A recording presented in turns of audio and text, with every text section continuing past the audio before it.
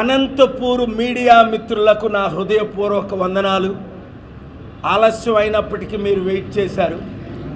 అలాగే తెలుగు మీడియా ఓనర్స్కు మరొకసారి నా విజ్ఞప్తి, అర్థం చేసుకోండి. లైవ్లు ఇవ్వండి, ఫ్రంట్ పేజ్ కవరేజీలు ఇవ్వండి, రాష్ట్రాన్ని దేశాన్ని కాపాడుకోండి. రాయలసీమ ఇంకా రాళ్లసీమగా మిగిలిపోయింది. నిన్న సాయంత్రం ఏపీ హైకోర్టు నుంచి బయలుదేరి వస్తే 4 గంటలకు, ఇక్కడ ఉదయం 4 గంటలు పట్టింది. దాదాపు 12 గంటల ప్రయాణం 4 గంటల్లో కంప్లీట్ అవ్వాల్సింది. ఎందుకు అని అడిగితే ఎన్ని అడుగడుక్కి గుంతలే, రాళ్ళే, స్లోగా వెళ్ళండి, 35 కిలోమీటర్లో వెళ్ళండి, పూర్తిగా వయా హైదరాబాద్ వెళ్ళి వచ్చేస్తే బాగున్నేమో అనిపించింది.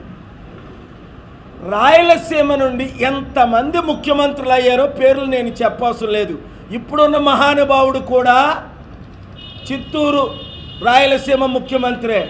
ఇంతకుమంది ఉన్న మహానుభావుడు జగన్మోహన్ రెడ్డి కూడా, వాళ్ళ తండ్రి రాజశేఖర రెడ్డి గారు కూడా ఇక్కడి నుంచి వచ్చిన ముఖ్యమంత్రులే. రాయలసీమ నుంచి ప్రధానమంత్రి కూడా అయ్యారు పివి నరసింహరావు గారు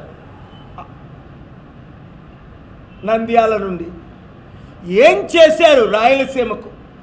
కంపెనీలు తీసుకొచ్చారా? ఉద్యోగాలు ఇచ్చారా? రైతులకి ఆదుకున్నారా? కుటుంబాలను బాగు చేశారా?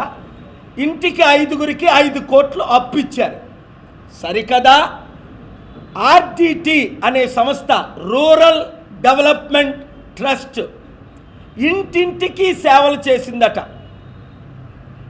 సత్యసాయి గారు చేసిన సేవ కంటే 100 రెట్లు ఎక్కువ సేవ చేశారని మా అనంతపూర్ నుంచి Praja Shanti party general secretary Mamata Reddy నాకు చెప్తే నేను షాక్ అయ్యాను. అలాంటి ఆర్టీటీ సంస్థను ఎలక్షన్ పేర్లతో ఎఫ్సిఆర్ఏలు బంద్ చేసి, ఇప్పుడు భయభ్రాంతులు చేసి 100 కోట్లు ఇస్తే మీకు ఎఫ్సిఆర్ఏ ఇస్తామని నేను విన్నాను. నాకు తెలీదు, ఇంకా ఇవ్వలేదట. ఎఫ్సిఆర్ఏ అంటే ఫారెన్ కాంట్రిబ్యూషన్ రెగ్యులేషన్ యాక్ట్. ఇది ఎవరిది? ఫాదర్ ఫెరార్ గారిది. ఎక్కడి నుంచి వచ్చారు ఆయన? నా ప్రియమిత్రు దేశమైన స్పెయిన్. 99 నుండి అక్కడ కింగ్ కార్లోస్ ఇప్పటికీ బ్రతుకున్నాడు. మీడియాలో ఇంటర్వ్యూ అడిగితే ఇస్తాడు ఆయన.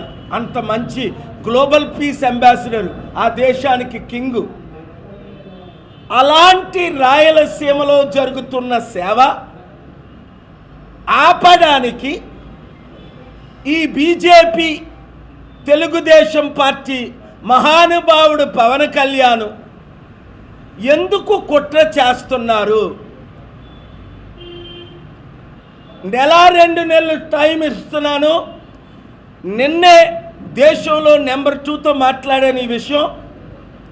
ఇక్కడ మీకు హామీ ఇవ్వడానికి వచ్చాను. రేపు రాత్రి నేను ఢిల్లీ వెళ్తున్నాను.